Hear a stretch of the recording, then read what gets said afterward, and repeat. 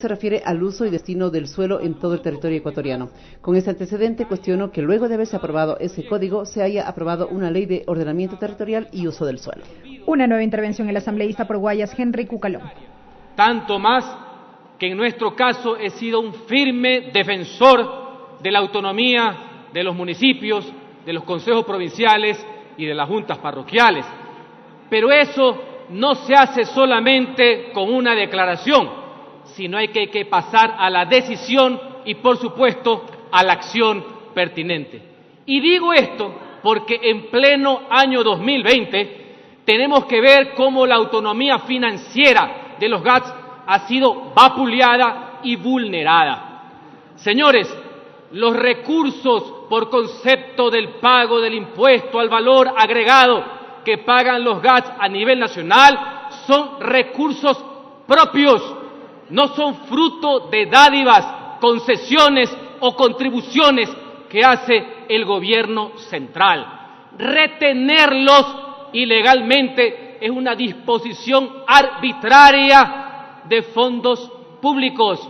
Escoger, manosear fondos que son ajenos, en este caso de los municipios y en este caso obviamente del pueblo, porque son para sus obras y para sus servicios, y principalmente para quienes menos tienen. Estas prácticas de centralismo puro y duro tienen que ser absolutamente condenadas. No se puede alegar la crisis fiscal para justificar actos fraudulentos, reñidos con la ley, y eso sí, contra la razón y el bienestar de los ciudadanos. Para eso hay algunas vías para reclamar. En el caso del municipio de Guayaquil, se acudió a la justicia, que como no pudo ser de otra manera, le dio un triunfo a los ciudadanos, no al municipio, y una clara derrota al centralismo. Por ahí, los corifeos de turno, influencers incluidos, dicen que por qué se acude a la justicia. Miren, siempre defender los conceptos, siempre defender los recursos públicos, siempre ser eficientes como ordena la Constitución de la República, precautelar el mandato ciudadano, principalmente de los que menos tienen, y hacerlo por la vía judicial, será siempre justo y legítimo.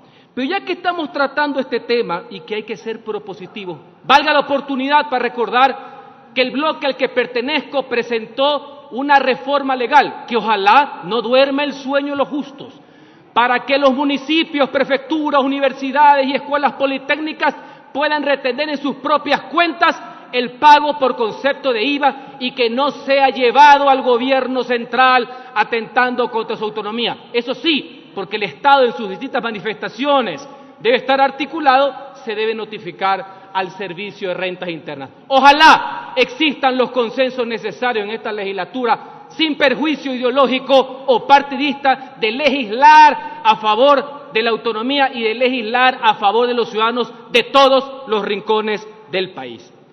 Con respecto, señor vicepresidente, a la reforma pertinente al COTAD, saludo que se aclare los alcances, definiciones y competencias de cada uno de los gobiernos, en este caso descentralizados, incluyendo el ficticio, el de los gobiernos regionales, que no existen y no van a existir nunca al ritmo que van. Ya los plazos se vencieron de entrada y de salida. Ya quisiera que el pueblo se entere que aquí se quieren poner gobiernos regionales, con gobernadores y vicegobernadores y con parlamentos regionales. Ya quiero que la gente sepa ese gasto público que no se va a dar. Es una de las tantas ideas que no tienen sustento práctico porque no conocen la realidad y la calle, básicamente. Asimismo, pondero que el Consejo Nacional de Competencias previsto en el COTAD, ahora sí, tenga la facultad y competencia de verificar cuando un gobierno autónomo descentralizado no puede ejercer efectiva y eficientemente su competencia, que deje de ser declarativa para lavarse las manos, como sucede en muchas partes del país con el tema, por ejemplo, de los registros prediales, que siempre ha causado una honda preocupación al respecto. Es correcto que el Consejo de Competencias tenga esa facultad y me parece pertinente su debida inclusión. Asimismo, para garantizar la plena autonomía financiera, se están incorporando artículos donde se prevé la facultad que tienen los distintos niveles de gobierno para clasificar todo lo referente a cobro y exoneración de impuestos, y que las facultades coactivas de recaudación que estaban a nivel de ordenanza ahora tengan vigencia de lo que se denomina reserva legal, reserva de ley. Creo que es un avance absolutamente positivo. Un tema neurálgico de esta reforma es la eliminación, la derogación de la Ley de Ordenamiento Territorial, Uso y Gestión del Suelo. Una oda al centralismo. Así lo manifesté en la legislatura pasada y ahora nos volvemos a ver la cara, obviamente, en otras condiciones populares y políticas. Esta siempre fue una ley para ahorcar la autonomía que está prevista en la Constitución de la República. Sin embargo, siempre también soslayé la necesidad de incorporar disposiciones positivas, técnicas que contenían esa ley en mención y que sean parte del COTAD.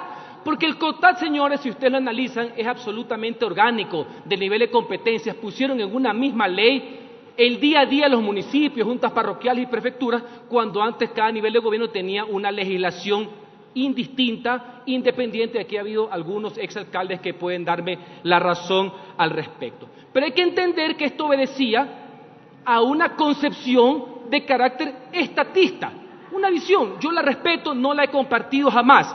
Pues eso ahorita está claramente definido en su derogatoria. Pero no se preocupen, toda la parte fundamental de la ley, que es técnica, no la parte orgánica de la superintendencia, está recogida, como bien lo han señalado algunos compañeros, en este proyecto de orden legal.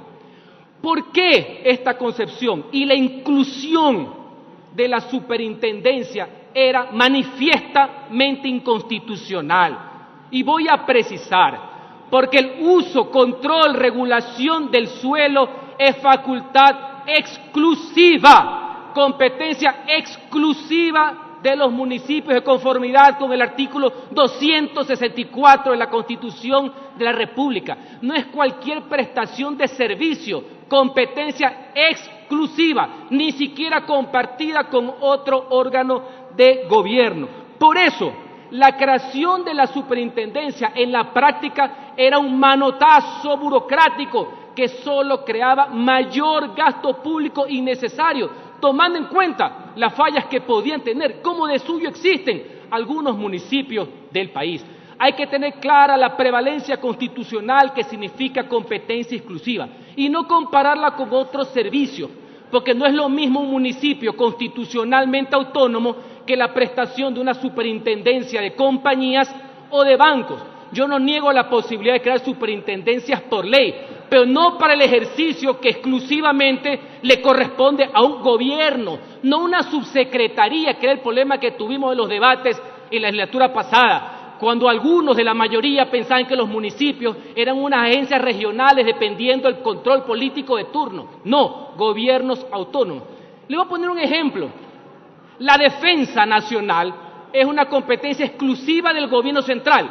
Cuidado, mañana sale algún ocurrido aquí a querer tener una superintendencia del control de la defensa nacional, porque si no, no terminamos nunca, señores, y les puedo poner 20 ejemplos en ese sentido. Pues tiene un minuto, asambleísta. Existe una preocupación. ¿Dónde queda el control? Por supuesto que hay control.